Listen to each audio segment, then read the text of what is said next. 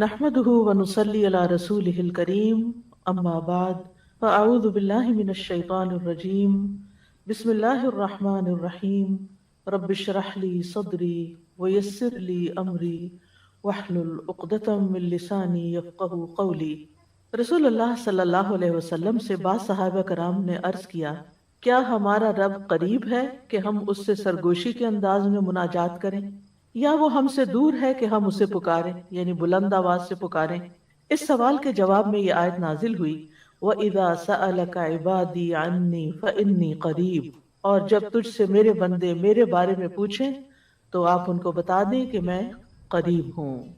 इस आयत में अल्लाह सुब्हानहू तआला ने इबादी कहकर अपने बंदों पर खास रहमत जाहिर की है और फिर अपने करीब होने का जिक्र करके दुआ करने की तरगीब दी है। यानी अल्लाह सुब्हानहू तआला हमें अपने बंदे कह के पुकार रहा है, मेरे बंदे, हम सब उसी के बंदे हैं। और फिर ये भी बता दिया कि इन्नी करीब, मैं करीब हूँ, दूर नहीं हूँ तुमसे, तुम जब चाहो मुझे पुकार सकते हो। अबू मूसा अशरी कहते हैं कि एक सफर में हम रसूलुल्लाह सल्लल्लाहु अलैहि वसल्लम के साथ थे। जब हम किसी वादी में उतरते तो ला इलाहा इल्लल्लाह और अल्लाहु अकबर कहते और हमारी आवाजें बुलंद हो जाती। तो नबी सल्लल्लाहु अलैहि वसल्लम ने फरमाया, ऐ लोगो, अपनी जानों पर रहम करो, क्योंकि तुम किसी बहरे या गायब को नहीं पुकार रहे, वो तो तुम्हारे साथ ही है। बेशक वो सुनने वाला और तुमसे बहुत करीब है। उसका नाम बरकतों वाला है और उसकी अजमत बहुत ही बड़ी है। तो अल्लाह सुब्हानहू तआला करीब है। उसको हम चाहें तो दिल ही दिल में पुकारें, सरगोशियों के अंदाज में पुकारें या ऊंची आवाज में पुकारें, वो हर हाल में सुनता है। और जब वो सुनता है तो जवाब भी देता है और हमारी दुआएं कबूल भी करता है। इसलिए हमें उसको करीब महसूस करके उससे दुआएं करते रहना चाहिए। तो वो दुआ की कबूलियत के एतबार से करीब है, दुआ को सुनने के लिहाज से करीब है, अपने इल्म के एतबार से सब लोगों के करीब है, और खास तौर पर इबादत करने वालों और पुकारने वालों के करीब है। यानी उसका कुर्ब दो तरह का है, एक आम कुर्ब है जो सबके लिए है, और एक खास कुर्ब है जो उसके खास बंदों के लिए है। और वो खास बंदे जो इबादत गुजार हैं, जो उसका जिक्र करते हैं, जो उसके शुक्र करने वाले हैं। तो अल्लाह सुब्हानहू तआला उनकी दुआओं को कबूल करता है, उनकी मदद करता है और उन्हें नेक कामों की तौफीक अता करता है। यहाँ पर आप देख रहे हैं कि फ़इन्नी करीब कह के बंदे और रब के दरमियान कोई फासला नहीं रखा गया इस एतबार से कि कोई और वास्ता हो। यहाँ अल्लाह सुब्हानहू तआला ने जवाब को कुल या फ़कुल कह के नहीं फरमाया, जैसा कि दूसरी आयत में आता है। जितने भी सवाल सहाबा कराम ने रसूलुल्लाह सल्लल्लाहु अलैहि वसल्लम से किए तो उनके जवाब में अल्लाह ताला ने फरमाया कुल, आप इन्हें बता दीजिए। लेकिन यहाँ पर कुल भी नहीं आया, डायरेक्ट फ़इन्नी करीब, इज़ा सअलका इबादी अन्नी फ़इन्नी करीब, यानी बीच में कोई वास्ता नहीं लाया गया।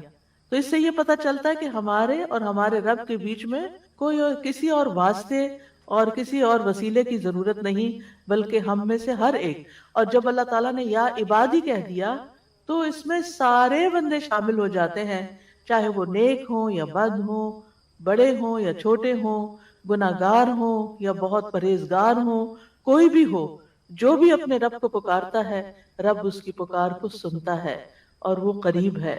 लिहाजा जब हमारा रब करीब है और मुजीब है, जैसा कि आप जानते हैं प्रोग्राम का नाम भी करीब मुजीब इसीलिए रखा गया कि हमारा अगर अपने रब हम से तारुफ हो जाता है, हम अपने रब को पहचान जाते हैं कि हम किसको पुकार रहे हैं और वो कहाँ है, तो जितना जितना हमारा ये यकीन होगा कि वो हमारे करीब है और वो सुनता है और जवाब देता है, उतनी ही ज्यादा मोहब्बत और तवज्जो के साथ, इखलास के साथ हम दुआ करेंगे इंशाल्लाह।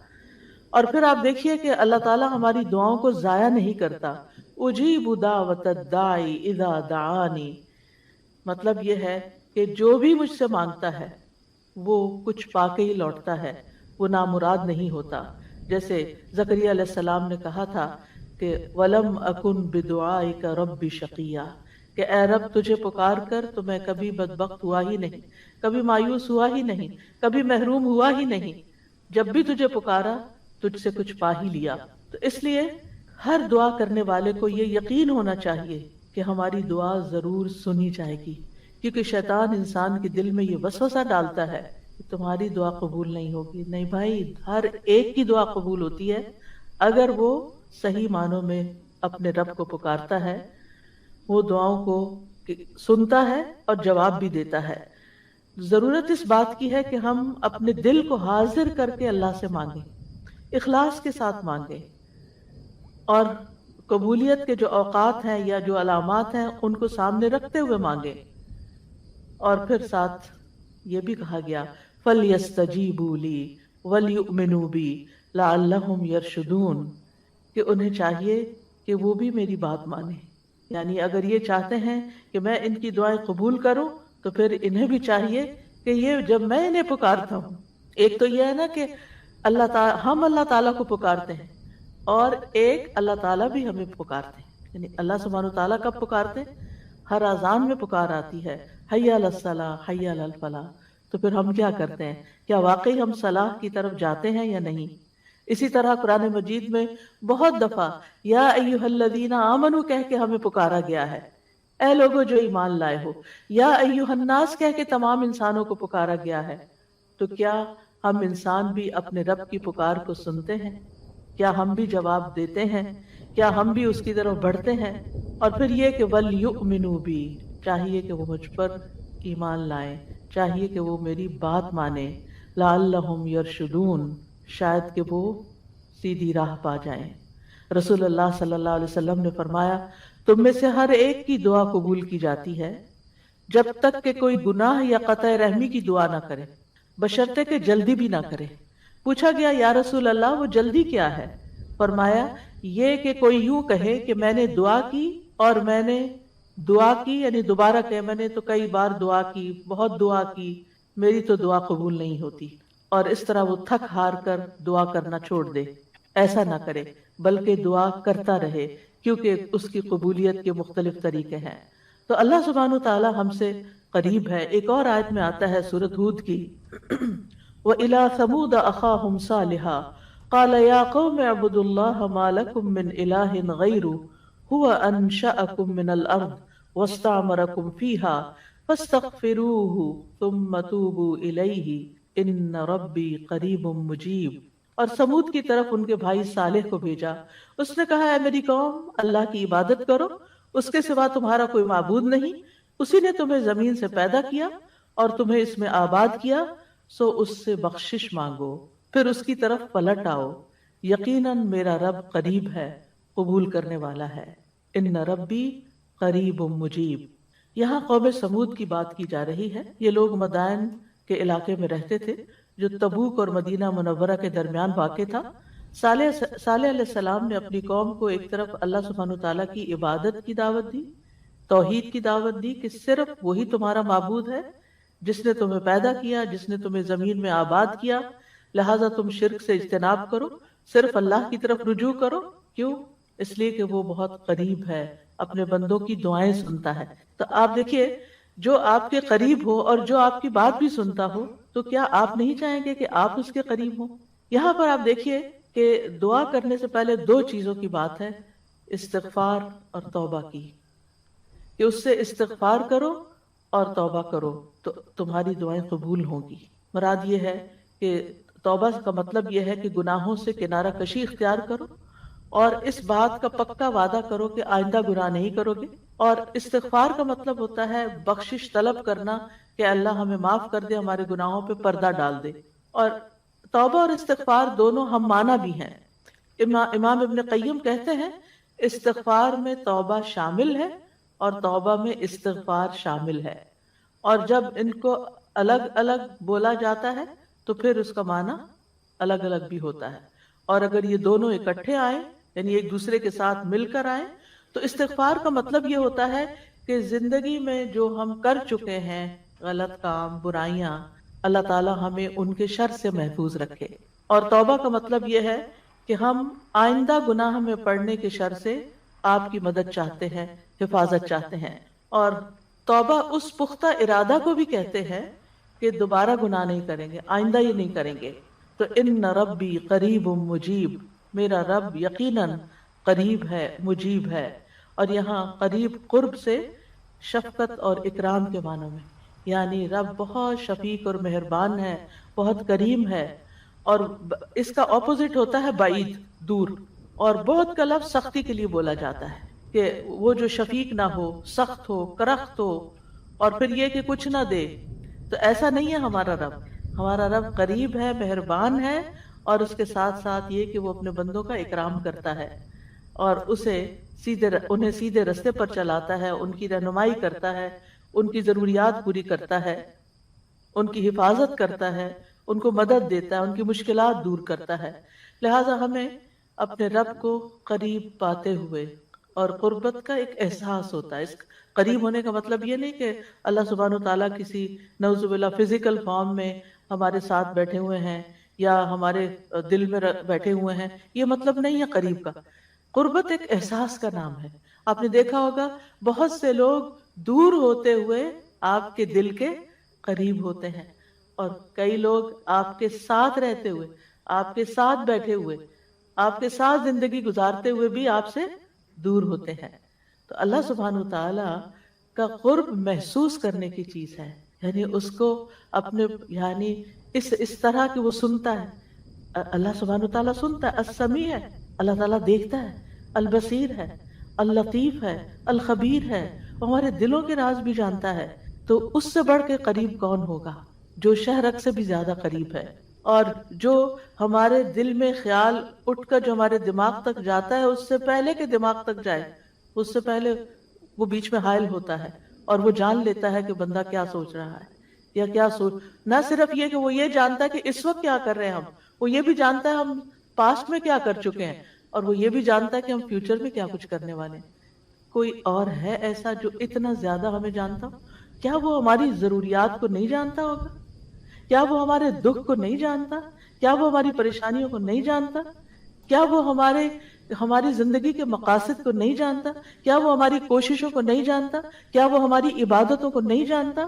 وہ خوب جانتا ہے، وہ سب کچھ جانتا ہے. تو جو جانتا ہے اس سے مانگے تو پھر کیا ہوگا بنسبت اس کے کہ جو جانتا بھی نہیں ہے اور ہم اس سے توقعات لگا کے بیٹھے رہے کہ یہ ہمارے لیے کچھ کریں گے. عام طور پر ہم جب کسی مشکل کا شکار ہوتے ہیں تو پھر بندوں کی طرف دیکھتے ہیں، نہیں، جو اپنے رب کو قریب پاتے ہیں وہ اپنے رب ہی کی طرف دیکھتے ہیں اور رب ہی کی طرف پلٹ پلٹ کر جاتے ہیں.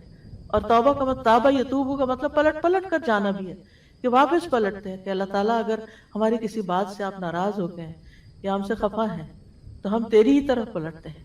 اعوذ بک منک، تجھ سے ڈر کے پھر تیرے ہی پاس پناہ لیتے ہیں، اپنے گناہوں کے شر سے بچنے کے لیے، اپنی سیئات سے بچنے کے لیے. دعا ہے کیا؟ دعا کا لفظ عربی زبان میں دال عین واو سے مل کر بنا ہے. دعا یدعو دعاء و دعوتن، یہ دو مصدر ہیں اس سے. اور دعا کا لفظی معنی ہوتا ہے کسی کو آواز اور کلام کے ساتھ مائل کرنا، پکارنا، یعنی آواز بھی دینا، اس سے بات بھی کرنا اور اس کو اپنی طرف متوجہ کرنا.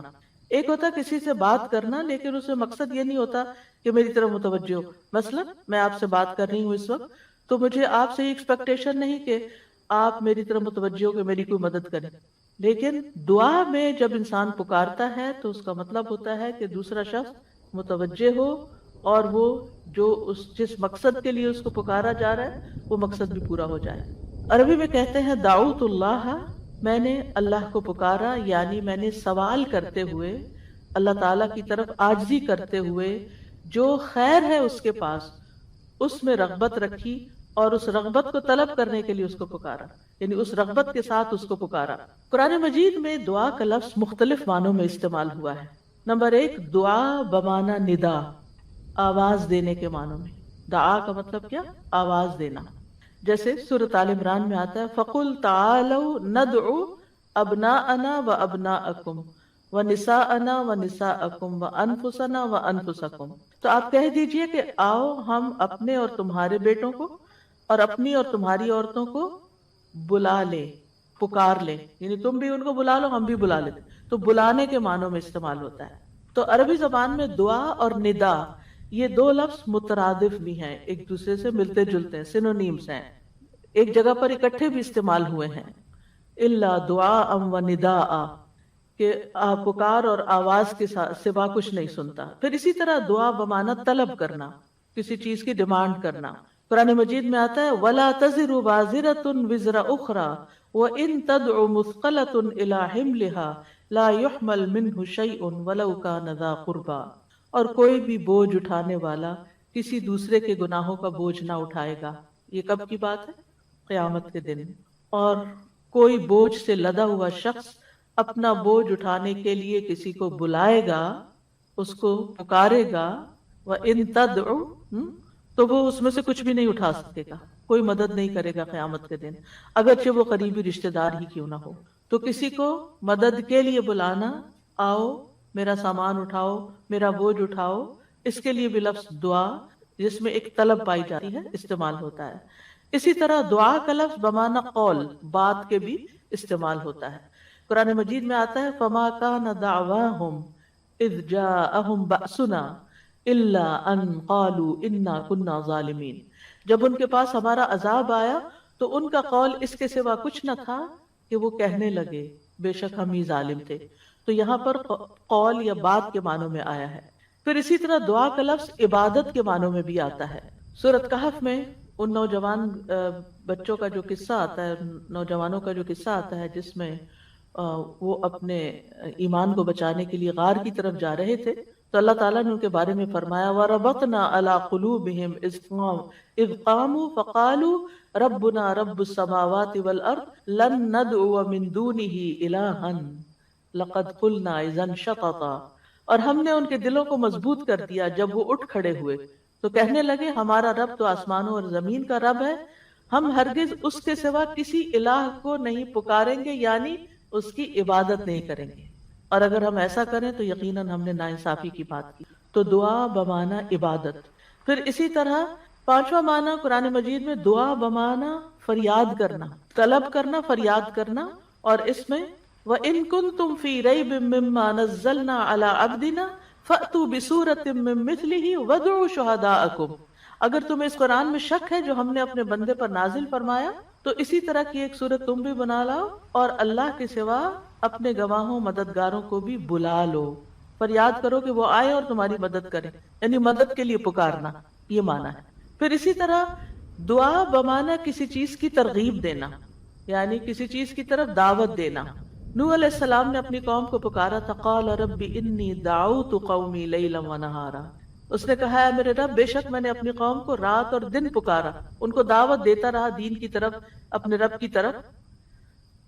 اور اس میں معنی عبادت کا بھی ہے کہ اللہ کی عبادت کرو تو عبادت کی دعوت میں ان کو دیتا رہا. پھر اسی طرح دعا بمعنی منسوب کرنا، نسبت دینا. ادعوہم لآبائہم، ان بچوں کو ان کے حقیقی باپوں کی نسبت سے پکارو. تو یہاں نسبت یعنی ادعوہم کا مطلب ہے کہ ان کو اپنے باپوں کی طرف ہی منسوب کرو، جن کے وہ بچے ہیں باپ کا نام نہیں بدلو. اور آٹھواں معنی ہے سوال کرنا، دعا بمعنی سوال. جیسے بنی اسرائیل نے موسیٰ علیہ السلام سے کہا قالوا ادع لنا ربک یبین لنا ما ہی، انہوں نے کہا تم اپنے رب سے ہمارے لیے دعا کرو. تو یہ جو دعا ہے یہ بمعنی سوال ہے، یعنی آپ مانگو کہ وہ ہمارے لیے بیان کر دے کہ وہ گائے کس طرح کی ہو. تو قرآن مجید میں یہ دعا کا لفظ مختلف معنوں میں استعمال ہوا ہے، لیکن دعا کا عمومی شرعی معنی کیا ہے؟ اللہ کی بارگاہ میں عاجزی کے ساتھ سوال کرنا اور اللہ کے پاس جو خیر ہے اس میں راغب ہونا، رغبت رکھنا. اللہ کی بارگاہ میں اللہ کے حضور عاجزی کے ساتھ سوال کرنا، چیخ چلا کے نہیں بلکہ بہت ہمبل طریقے سے. اور جو خیر اللہ کے پاس ہے اس میں رغبت رکھنا، اس کا شوق رکھنا. طیبی کہتے ہیں اس سے مراد ہے اللہ کی بارگاہ میں انتہا درجے کی عاجزی، انکساری اور محتاجگی ظاہر کرنا. جیسے موسیٰ علیہ السلام نے دعا کیا کی تھی رب انی لما انزلت الی من خیر فقیر، اپنے فقر، اپنی محتاجی، اپنی ضرورت کا اظہار کیا تھا. انی لما انزلت الی من خیر فقیر. امام ابن قیم کہتے ہیں اس سے مراد ہے ایسی چیز کو طلب کرنا جو دعا کرنے والے کو فائدہ دے، یعنی فائدے کی چیز حاصل کرنے کے لیے سوال کرنا، اور ایسی چیز کو دور کرنے کے لیے طلب رکھنا جو اس کو نقصان دیتی ہو. تو پھر دو طرح سے دعا کرتا ہے انسان، کچھ فائدے کی چیزیں مانگتا ہے اور کچھ نقصان والی چیزوں کو دور کرنے کے لیے اللہ سے درخواست کرتا ہے۔ ہماری شریعت میں دعا کی دو بڑی اقسام ہیں، ایک ہے دعائے عبادت اور ایک ہے دعائے مسئلہ۔ دعائے عبادت کیا ہے؟ اس سے مراد ہے کہ انسان اللہ سے ثواب کی امید رکھتے ہوئے، اس کے عذاب سے ڈرتے ہوئے اس کی عبادت کرے، اس میں سوال نہیں ہے۔ تو عربی میں دعا بمعنی عبادت بھی استعمال ہوتا ہے، آتا ہے نا، وقال ربکم ادعونی استجب لکم ان الذین یستکبرون عن عبادتی سیدخلون جہنم داخرین۔ اس میں دعا کے دونوں معنی آ گئے، اور تمہارے رب نے فرمایا کہ مجھ سے دعا کرو میں تمہاری دعا قبول کروں گا، یہ تو سوال ہو گیا۔ اور دوسرا، بے شک وہ لوگ جو میری عبادت سے تکبر کرتے ہیں عنقریب و ذلیل و خوار ہو کر جہنم میں داخل ہوں گے۔ تو یہاں عبادت کا معنی بھی آ گیا عبادت کے لفظ کے ساتھ، یعنی دعا ایک طرح سے عبادت ہے۔ تو دعائے عبادت کیا ہے کہ انسان اللہ سے ثواب کی امید رکھتے ہوئے، اس کے عذاب سے ڈرتے ہوئے اللہ کی عبادت کرے، جیسے نماز پڑھے، روزہ رکھے، قرآن کی قرأت کرے، تسبیح کرے، صدقہ کرے، اللہ کی طرف لوگوں کو دعوت دے، تعلیم کا کام کرے۔ تو انسان ان میں سے جو بھی عبادت کا کام کرے گا وہ دراصل اللہ کی طرف راغب ہوگا، کیونکہ دعا میں رغبت پائی جاتی ہے۔ اور جو شخص مثلا نماز پڑھتا ہے تو گویا وہ زبان حال سے دعا کر رہا ہوتا ہے، اللہ سے بخشش مانگ رہا ہوتا ہے کہ اللہ تعالیٰ ہمارے اوپر رحم کیجیے، ہم نے جو گناہ کیے ہیں آپ ان کو معاف کر دیجیے، کیونکہ نماز بذات خود کیا کرتی ہے؟ بلاؤں کو ٹالتی ہے، گناہوں کو معاف کرنے کا ذریعہ ہے، ٹھیک ہے۔ اچھا، صدقہ کیا کرتا ہے؟ وہ بھی گناہوں کی آگ بجھاتا ہے، ٹھیک ہے نا۔ تو یہ جو گناہوں کی آگ کا بجھنا ہے، یہ ہم بول کے بھی کہہ سکتے اللہ ہمیں جہنم کے عذاب سے بچا، تو وہ ہماری زبان بول رہی ہوتی، لیکن جب ہم صدقہ دے رہے ہوتے ہیں تو گویا ہمارا عمل جو ہے وہ اسی طرح کسی چیز کا تقاضا کر رہا ہے کہ ہم اپنے اوپر سے گناہوں کا بوجھ اتارنا چاہتے ہیں۔ تو ایک دعا سوال کے انداز میں ہوتی ہے اور ایک دعا حال کے ساتھ بیان ہو رہی ہوتی ہے، عمل کے ساتھ ہو رہی ہوتی ہے۔ اور دوسری جو دعا مسئلہ ہے جس میں مانگنے کی دعا ہوتی ہے، تو وہ یہ ہے کہ انسان دنیا اور آخرت کی کوئی بھی بھلائی طلب کرنے اور آخرت اور دنیا اور آخرت کے نقصان کو دور کرنے کا سوال اللہ سے ہی کرے۔ دنیا اور آخرت کی کوئی بھی بھلائی مانگنا اور دنیا اور آخرت کے کسی بھی نقصان سے بچنا، یہ بس اللہ ہی سے کرے، اس کا سوال، یہ دعائے مسئلہ ہے، یعنی سوال کرنے والی، یعنی وہ دعا جس میں ہم سوال کرتے ہیں۔ کن چیزوں کا سوال کرتے ہیں؟ بھلائی کا، دنیا اور آخرت دونوں، آخرت نہیں بھولنی۔ ربنا آتنا فی الدنیا حسنۃ وفی الآخرۃ حسنۃ وقنا عذاب النار۔ تو دنیا اور آخرت کی حسنہ مانگنا اور دنیا اور آخرت کے عذاب سے، مصیبت سے بچنا، وقنا عذاب النار۔ سب سے بڑی مصیبت تو آگ ہے نا، کہ اگر انسان یعنی اس کی کوئی تکلیف انسان کو پہنچے۔ نبی صلی اللہ علیہ وسلم نے فرمایا دعا عبادت ہے۔ قال الدعاء هو العبادۃ، قال ربکم ادعونی استجب لکم۔ تمہارے رب کا فرمان ہے میں پکارنے والے کی دعا قبول کرتا ہوں جب وہ مجھے پکارتا ہے، میں پکارنے والے کی دعا قبول کرتا ہوں جب وہ مجھے پکارتا ہے۔ تو دعا جو ہے یہ عبادت کی اقسام میں سے سب سے عظیم قسم ہے۔ امام خطابی اپنی کتاب شأن الدعا میں کہتے ہیں، اس حدیث کی وضاحت کرتے ہوئے الدعاء هو العبادہ، وہ کہتے ہیں کہ دعا عبادت کا ایک بڑا حصہ ہے یا سب سے افضل عبادت ہے۔ جیسے کہ لوگ کہتے ہیں لوگ بنو تمیم ہیں اور مال اونٹ ہیں، یعنی لوگوں کو دیکھنا تو بنو تمیم کو دیکھو، مطلب سب لوگوں سے افضل ہیں۔ نبی صلی اللہ علیہ وسلم اسی سے تھے نا، اور ان کی تعداد بھی زیادہ تھی۔ اور اسی طرح عربوں کے ہاں مال کی سب سے بڑی قسم اونٹ ہوا کرتے تھے۔ وہ کہتے ہیں مال تو اصل میں اونٹ ہے، اور لوگ تو بنو تمیم ہی ہے۔ تو اسی طرح کہا گیا دعا تو عبادت ہی ہے، الدعاء هو العبادہ، دعا ہی عبادت ہے۔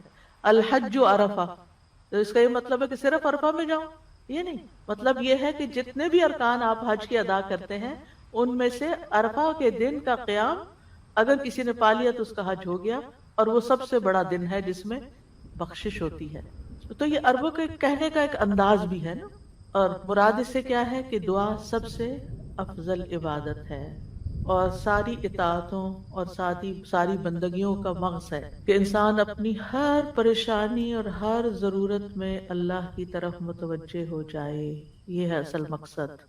اگر کسی مشکل میں پڑ گیا ہے تو اس مشکل کے دور ہونے کے لیے بس اللہ ہی کی طرف رجوع کرے اور اسی کا انتظار کرے کہ وہی کاٹے گا.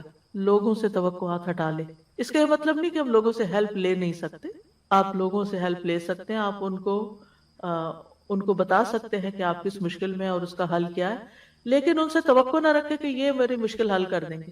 مثلا آپ کو کوئی پرابلم ہوئی ہے، آپ کسی سے مشورہ کرنا چاہتے ہیں، آپ کسی سے کاؤنسلنگ یعنی لینا چاہتے ہیں، آپ ضرور لیں، لیکن یہ توقع نہ رکھیں کہ یہ آپ کا مسئلہ حل کر دے گا یا یہ آپ بس یہی آپ کے لیے سب کچھ ہو گیا. اس کو اللہ سبحانہ تعالیٰ سے آگے نہ رکھیں. وہ کہتے ہیں نا ہمت مردہ مدد خدا. ہمت آپ نے کرنی ہے، کوشش آپ نے کرنی، مدد اللہ نے کرنی ہے. دعا میں ہمت، دعا کی بھی ہمت ہوتی ہے اور دعا کے لیے بھی ایک ایفرٹ لگانی پڑتی ہے اور اس کے لیے یکسو ہونا پڑتا ہے.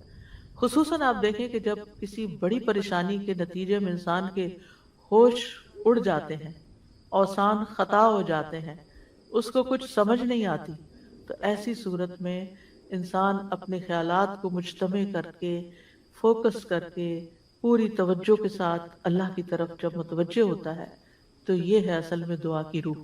اور نہ صرف یہ کہ بڑی مشکلات میں بلکہ چھوٹی چھوٹی ضروریات میں بھی اللہ کی طرف رغبت کرنی چاہیے. کیونکہ ہم سب یعنی دعا کی ضرورت کیوں ہے ہماری زندگی میں؟ کیونکہ ہم اللہ کے محتاج ہیں. بادشاہ وہی ہے، ہم فقیر ہیں.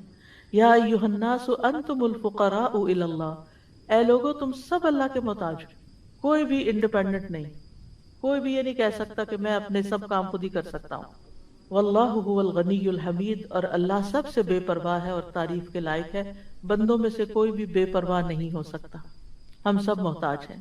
دوسری بات، اللہ سارے خزانوں کا مالک ہے. وَإِن مِّن شَيْءٍ إِلَّا عِندَنَا خَزَائِنُهُ. کوئی چیز ایسی نہیں، وَإِن مِّن شَيْءٍ إِلَّا عِندَنَا خَزَائِنُهُ، کہ جس کے خزانے ہمارے پاس نہ ہوں. آپ کوئی چیز آرڈر کرنا چاہتے ہیں تو پتہ چلتا ہے وہ تو ہے ہی نہیں، ختم ہو گئی، سٹاک ختم، آؤٹ آف سٹاک. بڑی سے بڑی کمپنی، بڑے سے بڑے ریسورسز رکھنے والے انسانوں سے جب آپ مانگتے ہیں تو آپ دیکھیں کیا ہوتا ہے کہ انسان بعض اوقات وہ اوپر جا کے اتنی نیچے گرتے ہیں کہ پائی پائی کے محتاج ہو جاتے ہیں.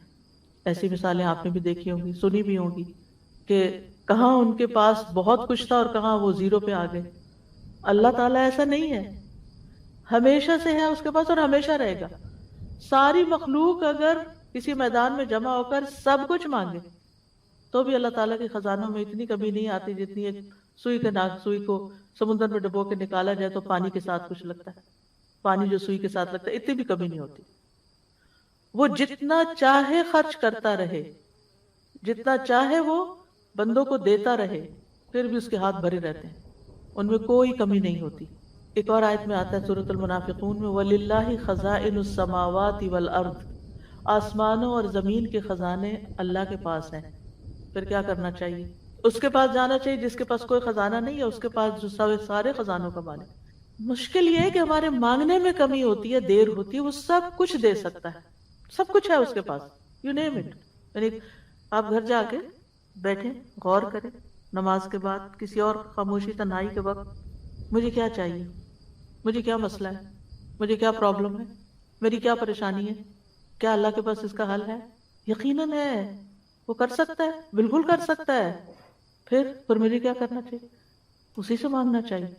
اس سے گڑ گڑا کے مانگنا چاہیے. اس سے اپنی محتاجی اور اپنی بیچارگی کا احساس دلا کے، یعنی کہ اس کا اظہار کر کے مانگنا چاہیے. اَمَّن يُجِيبُ الْمُضْطَرَّ إِذَا دَعَاهُ وَيَكْشِفُ السُّوءَ. اللہ تعالیٰ آپ سے پوچھتے ہیں کون ہے جو بے قرار کی، مضطر، بے قرار، بے چین انسان کی بات سنتا، اس کو جواب دیتا. اَمَّن يُجِيبُ الْمُضْطَرَّ إِذَا دَعَاهُ، جب بھی وہ اس کو پکارتا ہے. وَيَكْشِفُ السُّوءَ، اور وہ تکلیف کو دور بھی کرتا ہے. ایسا نہیں کہ وہ صرف سن رہا ہے، اس نے وہ تکلیف دور بھی کر دینی ہے. اور آپ کہیں گے بس اتنی سی بات تھی. میں اس کو اتنا پہاڑ بنائے ہوئی تھی، اپنی زندگی کا بہت بڑا مسئلہ بنائے ہوئی تھی، اور اللہ تعالیٰ کے لیے بس اتنی سی بات تھی، میرے مانگنے میں کمی تھی، اس کے پاس نہیں کمی، ہماری دعا میں کمی ہے، ہمارے اخلاص میں کمی ہے، اس کے دینے میں کمی نہیں ہے۔ وہ تو دے کر اس کو اس طرح پکارا کرے نا کہ اللہ تعالیٰ آپ تو دے کر کسی کمی کا شکار نہیں ہوتے، لیکن میری کمی پوری ہو جائے گی۔ پھر آپ دیکھیں ہر بھلائی دینے اور ہر تکلیف دور کرنے پہ قادر ہے۔ سورۃ الانعام میں آتا ہے وَإِن يَمْسَسْكَ اللَّهُ بِضُرٍّ فَلَا كَاشِفَ لَهُ إِلَّا هُوَ وَإِن يَمْسَسْكَ بِخَيْرٍ فَهُوَ عَلَى كُلِّ شَيْءٍ قَدِيرٌ۔ اگر اللہ تجھے کوئی تکلیف پہنچائے تو اس کے سوا کوئی دور کرنے والا نہیں، اور اگر وہ تجھے کوئی بھلائی پہنچائے تو وہ ہر چیز پر پوری طرح قادر ہے، وہ سب کچھ کر سکتا ہے، وہ قادر ہے۔ نہ آپ کی کوئی خیر اور بھلائی کو لے جا سکتا ہے، کیونکہ عام طور پہ ہم وہم کا شکار رہتے ہیں کہ اگر میری اس نعمت کا کسی کو پتہ چل گیا تو پھر کیا ہوگا، شاید وہ نظر ہی لگ جائے اور نعمت چھن ہی جائے۔ ہر وقت اس وہم کا شکار رہنا دراصل اپنے آپ کو ٹارچر کرنا ہے، نہیں۔ وَإِن يَمْسَسْكَ بِخَيْرٍ، اگر اللہ نے آپ کو کوئی خیر دی ہے، فَهُوَ عَلَى كُلِّ شَيْءٍ قَدِيرٌ، وہ ہر چیز پہ قادر ہے، وہ آئندہ بھی دیے رکھے گا۔ اس نے اس لیے تھوڑی دی ہے کہ بس ایک بندہ کوئی دیکھے اس چیز کو اور بس وہ واپس لے لے، وہ ایسا نہیں کرتا۔ ایک روایت میں آتا ہے کہ ایک شخص نے رسول اللہ صلی اللہ علیہ وسلم سے پوچھا، اے اللہ کے رسول، آپ کن چیزوں کی دعوت دیتے ہیں؟ یعنی آپ کی دعوت کیا ہے، آپ کیا بتاتے ہیں لوگوں کو، آپ کیا سکھاتے ہیں؟ آپ نے فرمایا، میں اس اللہ کی طرف دعوت دیتا ہوں جو اکیلا ہے، وہ اللہ کہ جب تم پر کوئی مصیبت آتی ہے اور تم اسے پکارتے ہو تو وہ تم سے تمہاری مصیبت دور کر دیتا ہے۔ یہ ہے اللہ کا تعارف۔ جب آپ کے بچے آپ سے پوچھیں اللہ کون ہے تو آپ کیا بتاتے ہیں؟ ہاں، بڑے بڑے لفظ بولتے ہیں نا، یہ دیکھیں یہاں پر کیا بولا گیا، اتنے سمپل۔ آپ بچے کو کہہ سکتے ہیں اللہ وہ ہے جو تمہیں کھانا دیتا ہے، اللہ وہ ہے جو تمہیں فلاں چیز دیتا ہے، تمہیں ماما بابا دیے ہیں، جو جو بچے کی ضرورت ہوتی ہے ایج کے حساب سے، آپ اس اعتبار سے بچے کو اللہ کا تعارف کرا سکتے ہیں ان چیزوں کے ساتھ جو نظر آتی ہیں اور جو اس کی پسند کی ہیں کہ وہ ہے اللہ۔ پھر آپ نے فرمایا کون ہے اللہ، کہ جب تم کسی بیابان اور جنگل میں راستہ بھول جاؤ اور تم اس سے دعا کرو تو وہ تمہیں واپس پہنچا دیتا ہے۔ اور صرف جنگل بیابانی، اب تو خیر جی پی ایس وغیرہ کی سہولت موجود ہے، اس کے باوجود بھول جاتے ہیں نا، اس کے باوجود غلط ٹرن لے لیتے ہیں، کبھی پہلے اور کبھی بعد میں، جی پی ایس فریز ہو جاتے ہیں، نیٹ چلا جاتا ہے، وہ روڈ میپ ختم ہو جاتا ہے، کئی مسائل ہیں۔ تو کبھی بھی راستہ بھولیں تو ہم پہلی بات یہ سوچیں کہ اللہ سے دعا کرتے ہیں اللہ راستہ دکھا دے۔ راستہ بھولنے پر مجھے کبھی ٹینشن نہیں، میں ہمیشہ سوچتی ہوں اللہ پہنچا دے گا، ہو جائے گا، کوئی مسئلہ نہیں، اللہ کے تو علم ہے نا۔ میں تو کہتی ہوں کہ آپ کو پتہ ہے نا کہاں ہے، بس وہاں لے جائیں، ہمیں نہیں پتا، آپ کو تو پتا ہے نا۔ تو جب آپ اللہ سے مانگتے ہیں، کبھی لاڈ پیار سے، کبھی اس کی کسی صفت کا واسطہ دے کر، کبھی اپنی عاجزی محتاجی ظاہر کر کے، تو وہ ضرور سنتا ہے۔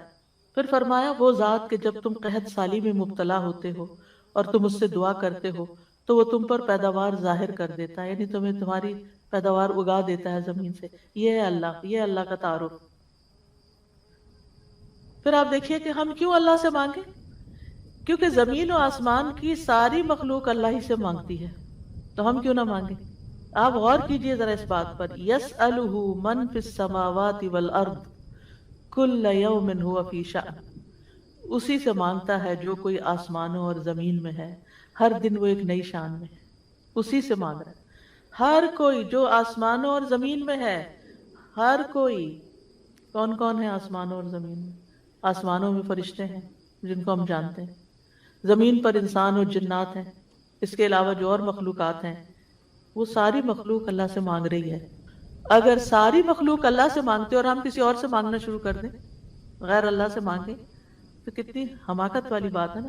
اللہ نے عقل اسی لیے دی تھی کہ ہم اللہ ہی کو نہ پہچانیں۔ تو اللہ سبحانہ و تعالیٰ سے سوال کرنے کے اعتبار سے 4 طرح کے لوگ ہیں۔ امام ابن تیمیہ کہتے ہیں پس تمام آسمانوں اور زمین کے لوگ اللہ سے سوال کرتے ہیں تو ان کے 4 درجات بن جاتے ہیں۔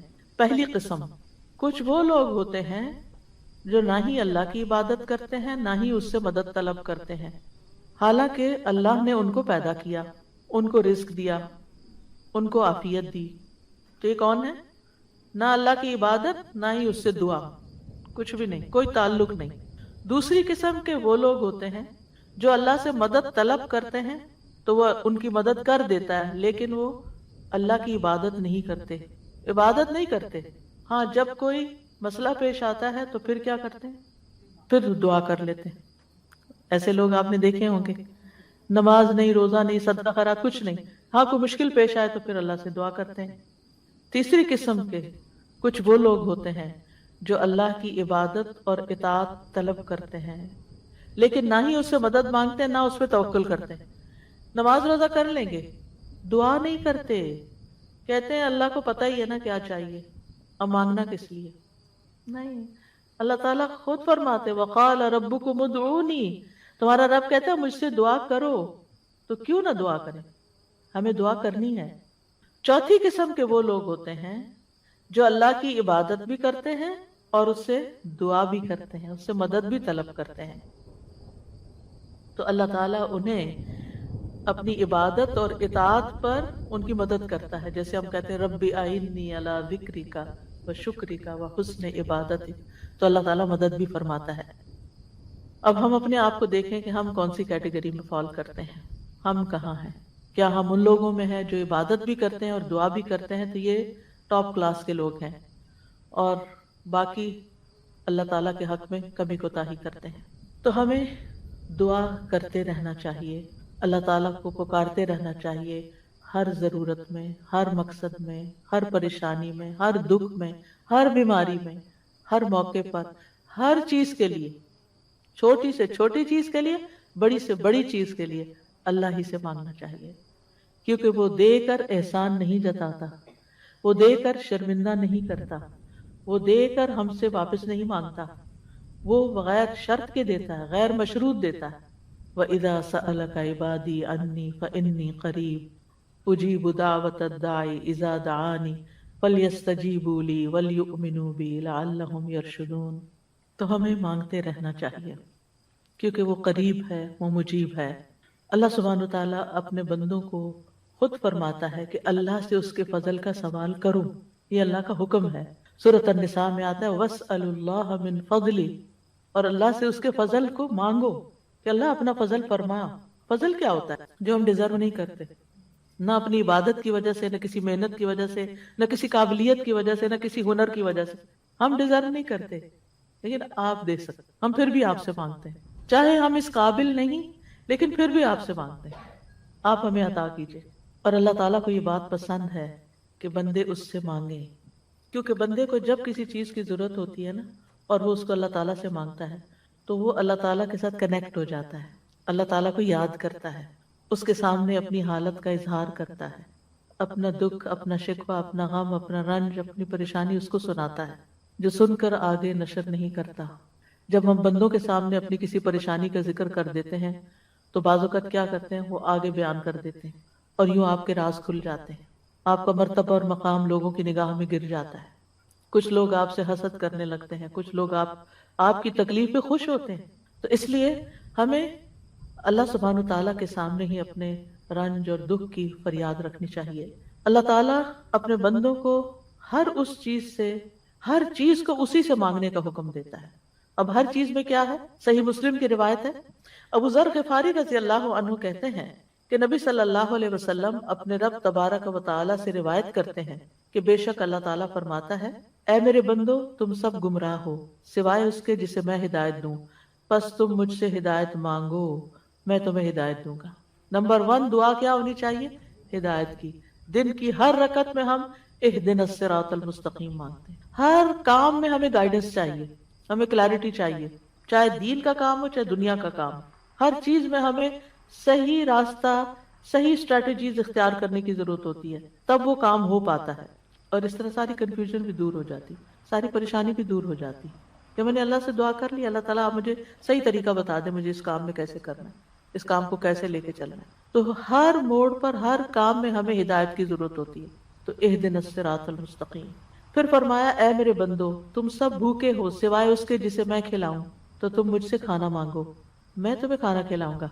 سبحان اللہ، سب سے بڑی ضرورت ہدایت کے بعد انسان کی کیا ہے؟ کھانا، جو اس کو دن میں کئی بار کھانا پڑتا ہے، اور انسان سب سے زیادہ پریشان بھی اس کے لیے ہوتا ہے، اور مال کا سب سے بڑا حصہ بھی اسی پہ خرچ ہوتا ہے. یعنی دن میں اگر آپ دیکھیں تو آپ ہر روز اپنا لباس نہیں خریدتے، ہر روز آپ اپنی ٹوائلٹریز نہیں خریدتے، ہر روز اپنی اور چیزیں نہیں خریدتے، برتن نہیں خریدتے، کٹلری، جیولری، یہ سب روز تھوڑی خریدا جاتا ہے. لیکن کھانا تو ڈیلی چاہیے، کھانا تو ڈیلی کنزیوم کرنا ہے، تو اس سے مانگو. اور خاص طور پر اگر کچھ خاص کھانے کو دل چاہتا ہے وہ بھی اس سے مانگو. نیوٹریشس چاہیے، ہولسم چاہیے، صحت مند چاہیے، کیونکہ ساری بیماریاں ہی کھانے سے پیدا ہوتی ہیں.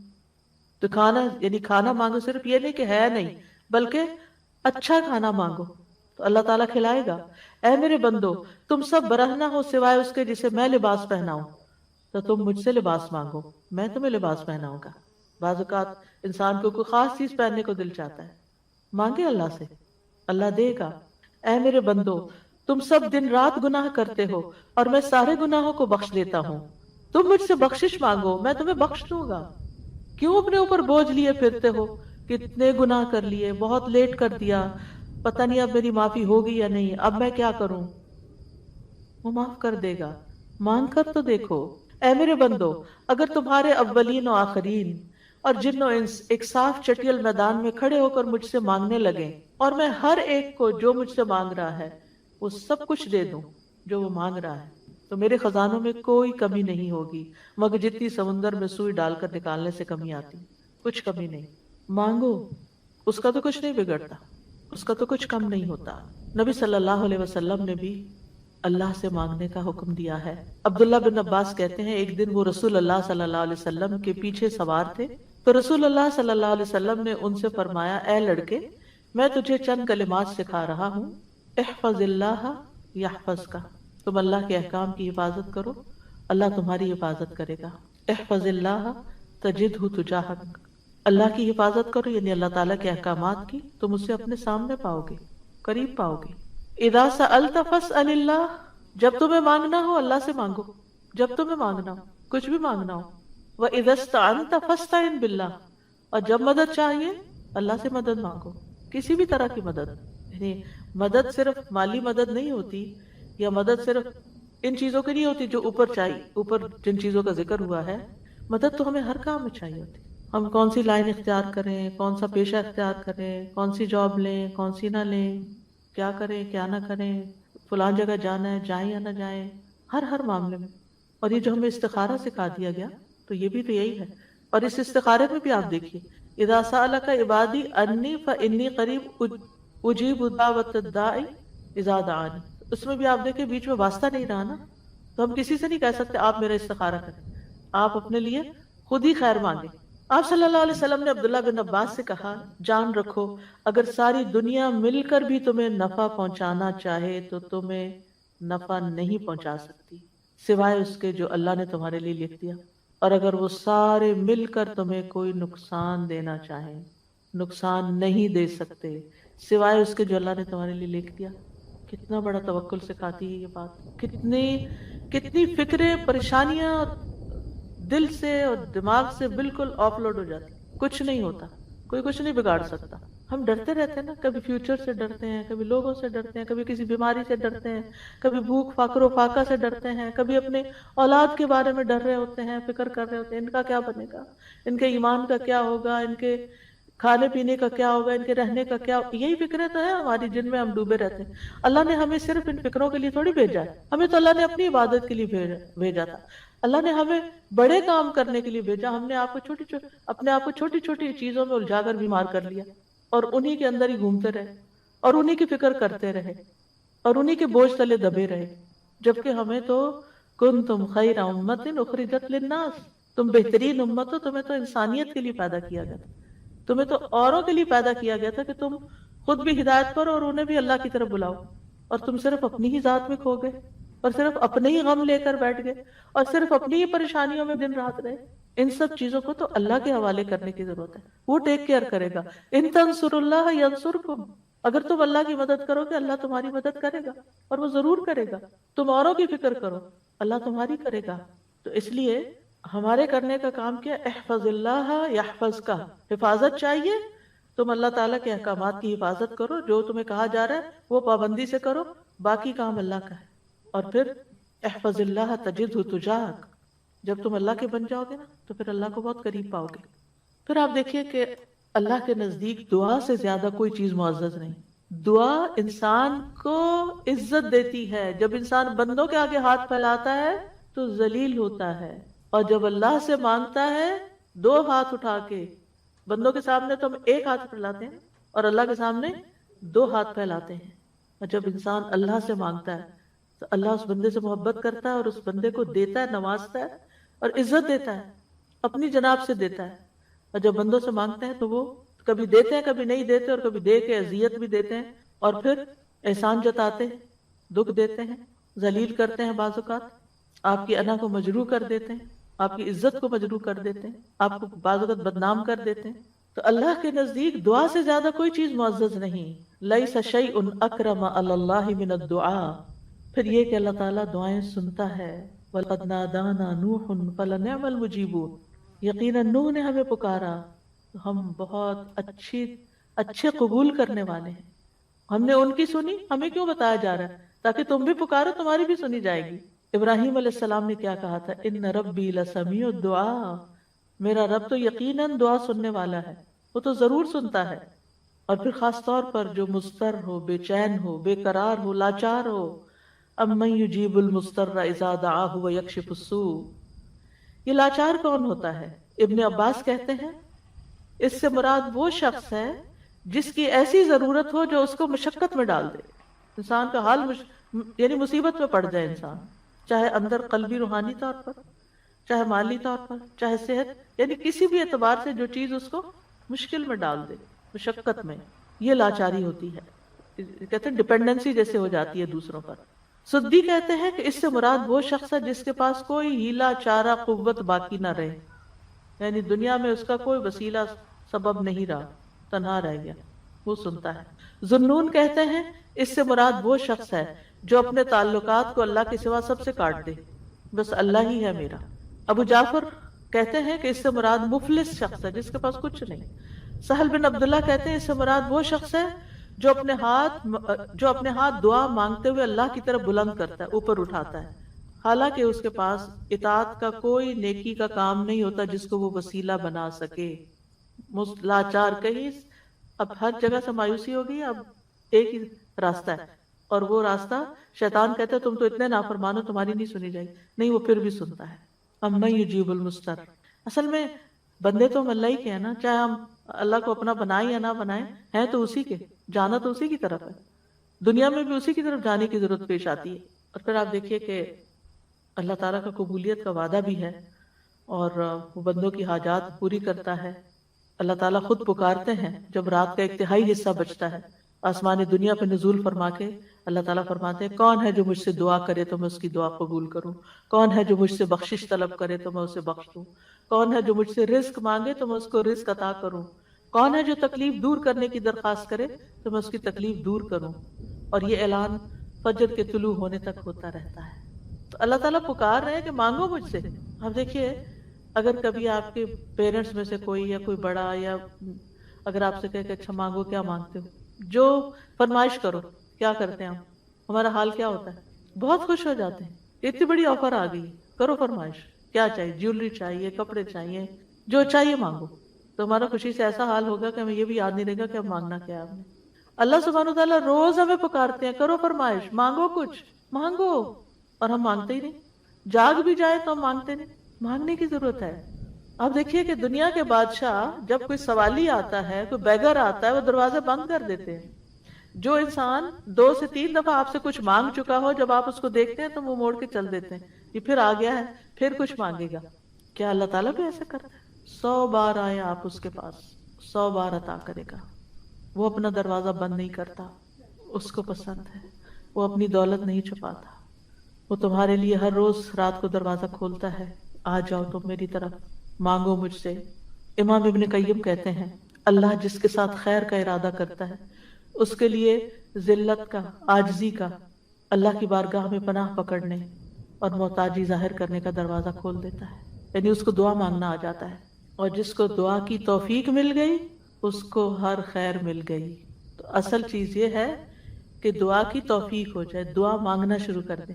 آپ دیکھیں کہ یہ اس نیت سے بھی یہ پروگرام رکھا گیا تھا کہ ہم روز دعا کے بارے میں کچھ سنیں، پھر دعا کے مطلب کو سمجھیں، دعا دعا دعا کرتے رہیں تاکہ ہمیں دعا مانگنا آ جائے. یعنی جو اس کا ہول سول گول ہے اس پروگرام کا وہ یہ کہ ہمیں دعائیں مانگنا آ جائے، ہم دعاؤں کے شوقین ہو جائیں، دعا مانگنے سے محبت کرنے لگے، دعاؤں کے اوپر یقین کرنے لگے کہ اللہ تعالیٰ سنتا اور ضرور سنے گا، اور ہمارے سارے بوجھ اتر جائیں اور ہم سارے اپنے معاملات اپنے رب کے سپرد کر دیں، اور ہم دنیا میں بھی ایک اچھی زندگی بسر کریں اور آخرت میں.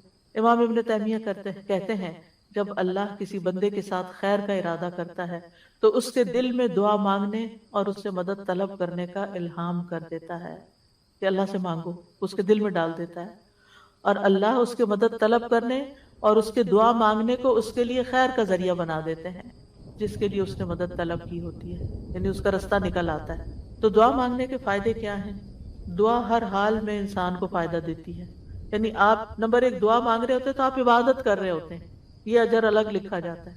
اللہ تعالیٰ کی پسند کا کام کر رہے ہوتے ہیں، اللہ تعالیٰ سے کنیکٹڈ ہوتے ہیں، اور پھر وہ یا تو دعا فوراً قبول ہو جاتی ہے، جو مانگا وہ اسی وقت مل جاتا ہے، یا پھر یہ کہ کوئی ایسی مصیبت ٹل جاتی ہے جو آنے والی تھی اور آپ کی اس دعا کی وجہ سے وہ مصیبت چلی گئی. رسول اللہ صلی اللہ علیہ وسلم نے فرمایا دعا فائدہ دیتی ہے اس کے بارے میں بھی جو کچھ نازل ہو چکا ہے اور اس کے بارے میں بھی جو نہیں اترا. بس اللہ کے بندو تم پر دعا کرنا لازم ہے، یعنی جو مصیبتیں آ گئی ہیں ان کو بھی دور کرے گی دعا، اور جو ابھی نہیں آئی اتر رہی ہیں ان کو بھی دور کر دے گی، آنے والی مشکلات کو بھی ہٹا دے گی. پھر یہ کہ اللہ تعالیٰ اپنے مانگنے والوں کو خالی ہاتھ نہیں لوٹاتا. حدیث میں آتا ہے بے شک اللہ عز و جل کو اس بات سے حیا آتی ہے کہ اس کا کوئی بندہ اس کے سامنے ہاتھ پھیلا کر کسی خیر کا سوال کرے اور وہ انہیں خالی لوٹا دے، کہ کچھ بھی نہ ڈالے اس میں. ایسا نہیں ہوتا. انس رضی اللہ عنہ کہتے ہیں رسول اللہ صلی اللہ علیہ وسلم نے فرمایا بے شک اللہ بڑا رحیم ہے، بڑے کرم والا ہے. اس کو اس بات سے شرم آتی ہے کہ اس کا کوئی بندہ اس کے آگے اپنے دونوں ہاتھ پھیلائے اور وہ ان دونوں میں کوئی خیر نہ ڈالے. وہ ایسا نہیں کرتا. جو مسلمان بھی اپنی حاجت اللہ کے آگے رکھ دیتا ہے اللہ تعالیٰ اسے ضرور نوازتا ہے، ضرور دیتا ہے. رسول اللہ صلی اللہ علیہ وسلم نے فرمایا جو مسلمان اپنا چہرہ اللہ کے سامنے گاڑ کر، یعنی پورے فوکسڈ طریقے سے توجہ کے ساتھ کسی چیز کا سوال کرتا ہے وہ اس کو وہ چیز ضرور عطا کرتا ہے، خواہ جلدی عطا کرے یا ذخیرہ کر کے رکھ لے اس کے لیے اگلی دنیا میں عطا کرے، لیکن ملتا ضرور ہے. اور پھر آپ دیکھیے اس آیت میں اللہ تعالیٰ نے کوئی شرط نہیں رکھی، یعنی جو مانگو گے میں دوں گا، یعنی کہا تم یہ کر کے آنا پھر میں دوں گا. بعد میں کہا کہ ٹھیک ہے تم بھی میری بات مانا کرو، ریکمینڈڈ ہے یہ بات، لیکن شرط نہیں ہے کہ تم نے مانی تو پھر ہی میں بھی تمہاری مانوں گا. اور پھر آپ دیکھیے کہ یہ ہمارا فرض بنتا ہے کہ ہم اپنی دعاؤں میں اخلاص پیدا کریں، ورنہ اللہ تعالیٰ تو ہر ایک کو نیک بد گناہگار حتیٰ کہ ابلیس کی بھی دعا قبول کر لیتا ہے. دعا کے سبب تقدیر بدل جاتی ہے. حدیث میں آتا ہے قضا کو صرف دعا ہی بدل سکتی ہے اور نیکی کے علاوہ کوئی چیز عمر کو نہیں بڑھا سکتی. نیکی کرتے جاؤ انشاءاللہ عمر بھی لمبی ہوگی اور نیکیوں کی مزید توفیق ہوگی. دعا کی وجہ سے آزمائشیں ٹل جاتی ہیں. امام غزالی کہتے ہیں بس جان لے کہ قضاء و قدر میں سے یہ بھی ہے کہ اللہ آزمائشوں کو دعا کے ذریعے ٹال دیتا ہے. چنانچہ دعا آزمائشوں اور بلاؤں کو ٹالنے اور رحمت کے حصول کا سبب ہے، جیسا کہ ڈھال تیروں کو ٹالنے اور واپس لوٹانے کا سبب ہے، شیلڈ ہے، اس سے آپ پروٹیکٹڈ ہوتے ہیں. اور جیسے پانی زمین سے نباتات نکالنے کا سبب ہے، یعنی آپ پودا لگاتے ہیں اسے پانی لگاتے ہیں تو اس میں سے کچھ نکل آتا ہے. جن لوگوں کے گارڈنز ہیں وہ تو یہ تجربہ کرتے ہی ہوں گے کہ جب سمر آتی ہے اور وہ ڈالتے ہیں کچھ تو پھر اس میں سے ننھی منھی کونپلیں نکلتی ہیں. لیکن اگر نہیں تو میں آپ سب کو ریکمینڈ کروں گی کہ اللہ الخالق کی تخلیق کو دیکھنے کے لیے گھر میں ہی کوئی مٹی کا پاٹ رکھ لیجئے اور اس میں کوئی بیج ڈال دیجئے اور ان بیجوں کے پھوٹنے اور چھوٹی چھوٹی کونپلیں نکلنے کے عمل کو دیکھیے. آپ کو اللہ پہ اتنا پیار آئے گا، اتنی محبت آئے گی. یہ اللہ کی تخلیق کی نشانیاں ہیں نا، اور اس سے اللہ کی پہچان ہوتی ہے، انسان اللہ کے قریب ہوتا ہے، اللہ کی قدرت نظر آتی. تو اب امام غزالی کہتے ہیں کہ جیسے پانی زمین میں ڈالیں اور بیج سے کچھ نکلے گا، یہ پانی ڈالنا سبب ہے بیج پھوٹنے کا، ایسے ہی دعا سبب ہے خیر ملنے کا. مانگو تاکہ تمہیں ملے. بہت کچھ تو وہ ہمیں بن مانگے بھی دے رہا ہے. ہم نے وہ مانگا بھی نہیں ہوتا جو کچھ وہ ہمیں دیتا ہے، لیکن اس سے زیادہ اگر تم مانگو گے تو پھر والا وہ کیوں نہیں دے گا۔ اور پھر ہم دیکھتے ہیں اور پھر وہ کہتے ہیں کہ جیسے ڈھال تیر کو لوٹاتی ہے اور دونوں ایک دوسرے کی مدافعت کرتے ہیں، اسی طرح دعا اور آزمائش آپس میں زور آزمائی کرتے ہیں۔ آزمائش اوپر سے اتر رہی ہوتی ہے اور دعا نیچے سے چڑھتی ہے، اور بیچ میں جا کے وہ ان کی لڑائی ہوتی ہے۔ وہ دعا کہتی ہے واپس چلو، اس بندے پہ نہیں آنا۔ تو اس لیے بہت ضروری ہے کہ ہم اللہ تعالیٰ سے مانگتے رہیں۔ اور آپ دیکھیں کتنی دعائیں ایسی ہیں جنہوں نے تاریخ کا رخ پھیر دیا، شر سے خیر کی طرف، بہتر سے بہترین کی طرف۔ ابراہیم علیہ السلام کی دعا کی مثال، انہوں نے مانگا تھا ربنا وابعث فیہم رسولا منہم یتلو علیہم آیاتک ویعلمہم الکتاب والحکمت ویزکیہم انک انت العزیز الحکیم۔ 2500 سال بعد دعا قبول ہوئی، محمد الرسول اللہ صلی اللہ علیہ وسلم دنیا میں تشریف لائے اور انسانی تاریخ کا دھارا بدل گیا۔ ابو امامہ کہتے ہیں میں نے کہا اللہ کے رسول صلی اللہ علیہ وسلم آپ کے اس کام کی ابتدا کیسے ہوئی؟ یعنی آپ نے یہ جو سب کچھ کیا ہے بگننگ کہاں سے تھی؟ کہا میرے باپ ابراہیم علیہ السلام کی دعا سے۔ آپ بھی اپنے بچوں کے لیے، نسلوں کے لیے، اپنے شاگردوں کے لیے دعائیں کیا کریں۔ معلوم نہیں ان میں سے کون آپ کی دعا کی وجہ سے کوئی ایسا خیر کا کام کر جائے جو آپ کے لیے بہترین صدقہ جاریہ بن جائے۔ تو دوسروں کے لیے دعائیں کرنے میں بخل سے کبھی کام نہ لیں۔ بعض اوقات کچھ کام ہم خود نہیں کر پاتے، نہ اس کے قابل ہوتے، نہ ہماری اتنی زندگی ہے، نہ اتنی سخت ہمت اور صلاحیت، لیکن ہم جب دوسروں کے لیے وہی دعائیں کرتے ہیں تو اللہ سبحانہ وتعالیٰ ان کے ذریعے وہ سارا ثواب اور خیر ہم تک واپس پہنچا دیتا ہے۔ تو مسلمان، ہم سب لوگ، انسان، باقی مخلوقات بھی نبی صلی اللہ علیہ وسلم کی آمد کی وجہ سے رحمت پاتے ہیں، رحمت للعالمین تھے آپ، اور اس دعا کی وجہ سے دائمی خیر اور بھلائی پا رہے ہیں۔ پھر نوح علیہ السلام کی دعا، نوح علیہ السلام بہت مظلوم تھے، ان کی قوم دعوت دینے کی وجہ سے ان کو مارتی پیٹتی بھی تھی، پھر انہوں نے جب دعا کی تو وہ ان کی نجات کا ذریعہ بنی۔ عیسیٰ علیہ السلام کی دعا جو آخری زمانے میں ہوگی، جب وہ طور میں آخری زمانے میں ایمان والے ان کے ساتھ محصور کر دیے جائیں گے، تو ان کی دعا کی وجہ سے مسلمانوں کے لیے فتح ہوگی، یاجوج ماجوج کی تباہی ہوگی۔ ابن قیم کہتے ہیں مصیبت کو ٹالنے میں اور اپنا مقصد حاصل کرنے میں دعا قوی ترین اسباب میں سے ایک سبب ہے۔ یہ تمام دوائیوں سے زیادہ مفید ہے، دعا ساری دوائیوں سے زیادہ مفید ہے۔ یہ آزمائشوں کی دشمن ہے، دعا آزمائشوں کی دشمن ہے، یہ آزمائشوں کو دور دھکیلتی ہے، ان سے زور آزمائی کرتی ہے، ان کو واقع ہونے سے روکتی ہے، جو واقع ہو چکی ہوں ان کو ختم کرتی ہے، ان کو ہلکا کر دیتی ہے، اور یہ مومن کا ہتھیار ہے۔ یعنی اگر دعا آزمائش سے زیادہ طاقتور ہو تو آزمائش ختم ہو جاتی ہے۔ یعنی بعض اوقات ہم کہتے ہیں آزمائش نہیں ختم ہو رہی کیونکہ ہماری دعا ابھی کمزور ہے، اس کو اور سٹرونگ کریں۔ اگر آزمائش سے کمزور ہو تو آزمائش کبھی ہو جاتی ہے، اور وہ دونوں ایک دوسرے کا مقابلہ بھی کرتی ہیں، ایک دوسرے کے ساتھ جھگڑا کرتی ہیں۔ پھر یہ ہے کہ دعا ساری خیر اور بھلائی لے آتی ہے، جامع الخیر ہے۔ دعاؤں کے سبب بیماریاں دور ہوتی ہیں۔ امام ابن تیمیہ کہتے ہیں بہت سے مریض ایسے ہیں جو بغیر دوا کے صرف دعا کی وجہ سے یا دم یا دل کی مضبوطی کے ساتھ اور اچھے توکل کے ساتھ شفا پا لیتے ہیں، دوا کے بغیر ہی ٹھیک ہو جاتے ہیں۔ دعا سے ہم و غم دور ہوتا ہے، ڈپریشن دور ہوتا ہے، اور خاص طور پر وہ جو غم کی دعا ہے نا وہ پڑھنی چاہیے، اللہم انی اعوذ بک من الہم والحزن۔ پریشانیاں دور ہوتی ہیں، انسان کو دعا کی وجہ سے وہاں سے رزق ملتا ہے جہاں سے انسان سوچ بھی نہیں سکتا، اس کا گمان بھی نہیں ہوتا۔ اللہ تعالیٰ کی ناراضگی دور ہوتی ہے، اور جو آدمی اللہ سے نہیں مانگتا اللہ اس سے ناراض ہوتا ہے۔